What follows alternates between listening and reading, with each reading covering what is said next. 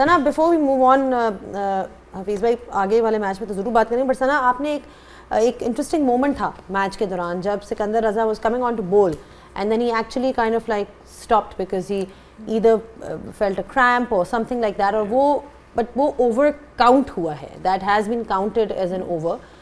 What kind of law are we looking at here? Because a lot of viewers perhaps are not aware of it. बिल्कुल, I think as we all say कि we are always learning. मेरे लिए भी आज ये बिल्कुल एक नया लॉ था, इवन दो कि एज अ कैप्टन हमने कितनी दफ़ा प्लेयर को कह दिया आके ओवर कराओ, उसने कैप दे दी और वो वापस चला गया. बट इस दफ़ा डिफरेंस ये था कि सिकंदर रजा ने रन अप भी ले लिया टूवर्ड्स द क्रीज, और उसके बाद उनको इतना क्रैम्प पड़ा कि he had to go right away off the ground. तो वो जब दोनों चीज़ें कंबाइन हुई कि उन्होंने पहले रन अप लिया, बॉल अभी डिलीवर नहीं किया, लेकिन he had to leave the field.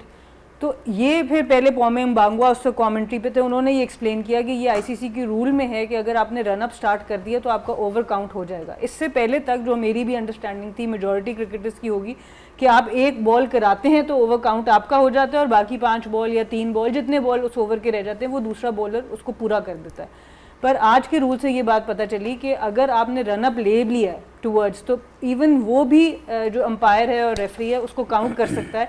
मेरे नज़दीक इस रूल को रिकन्सिडर होना चाहिए.